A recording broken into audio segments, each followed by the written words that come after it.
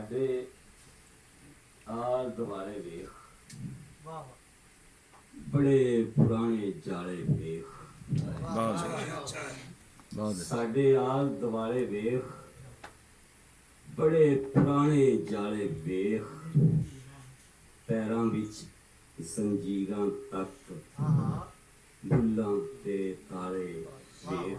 बहुत अच्छे सफी, बहुत अच्छे। पैरों विच जंजीरां तक, बुल्लां ते ताले वेख। चानन पाके फटे ते कोड़े मारन वाले वेख। बहुत अच्छे सफी, बहुत अच्छे सब। पाके फटे ते कोड़े मारन वाले वेख। और सुफने ओ विच टुटे ने, ਅੱਖਾਂ ਅੰਦਰ ਪਾਲੇ ਵੇਖ। नहीं बहुत अच्छे। ਸੁਫਲੇ ਪੋ ਵਿੱਚ ਟੁੱਟੇ ਨੇ, ਅੱਖਾਂ ਅੰਦਰ ਪਾਲੇ ਵੇਖ। ਇੱਕ ਨਜ਼ਮ ਕਿਸਾਨ ਵੀ ਬੈਠੇ ਹੋਏ ਸੀ, ਕਿਸਾਨ ਮਜ਼ਦੂਰ ਨੂੰ ਜੇ ਮਜ਼ਦੂਰ ਸਮਝਿਆ ਜਾਵੇ। ਨਜ਼ਮ ਦਾ ਨਾਮ ਹੈ ਰਾਜ ਦੁਲਾਰਾ। ਖੂਹ ਤੋਂ ਠੰਡਾ ਪਾਣੀ ਪੀਤਾ, ਫਿਰ ਖਾਰੇ ਦੇ ਬੰਨੇ।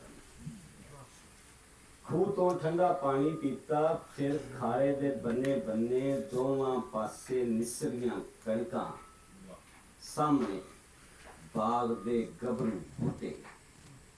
ਨਿੱਕੀਆਂ ਨਿੱਕੀਆਂ ਅੰਬੀਆਂ ਦੇ ਨਾਲ ਮਿੱਠੀਆਂ ਮਿੱਠੀਆਂ ਗੱਲਾਂ ਕਰਕੇ ਛਾਵੇਂ ਬਹਿ ਕੇ ਮੋਤੀਏ ਦਾ ਇੱਕ ਹਾਰ ਪਰੋਇਆ।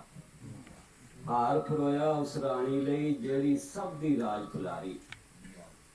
ਰਾਜ ਦੁਲਾਰੀ ਦੇ ਅੱਬੇ ਨੂੰ ਪਿੰਡ ਦੇ ਲੋਕੀ ਚੌਧਰੀ ਕਹਿੰਦੇ। ਮੈਂ ਵੀ ਘੱਟ ਕਿਸੇ ਤੋਂ ਨਾ। बहुत अच्छे, ਮੈਂ ਫਸਲਾਂ ਦਾ ਰਾਜ ਦੁਲਾਰਾ। बहुत अच्छे।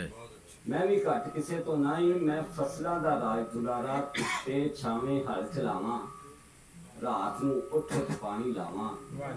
ਲਹੂ ਮੇਰੇ ਦੀ ਲੋੜ ਪਵੇ ਤੇ ਖੇਤਾਂ ਨੂੰ ਮੈਂ ਉਹ ਵੀ ਪਾਵਾਂ। बहुत अच्छे। ਧੁੱਪੇ ਛਾਵੇਂ ਹਲ ਚਲਾਵਾਂ, ਰਾਤ ਨੂੰ ਉੱਠ ਉੱਠ ਪਾਣੀ ਲਾਵਾਂ। ਲਹੂ ਮੇਰੇ ਦੀ ਲੋੜ ਪਵੇ ਤੇ ਖੇਤਾਂ ਨੂੰ ਮੈਂ ਉਹ ਵੀ ਪਾਵਾਂ। ਬਾਕੀ ਦੱਸਾਂ ਜਿਸ ਦਿਨ ਸਾਡੀਆਂ ਪੱਕਣ ਫਸਲਾਂ, ਅੱਚਨ ਛੇਤੀ ਚੌਧਰੀ ਆਂਦਾ ਹੈ।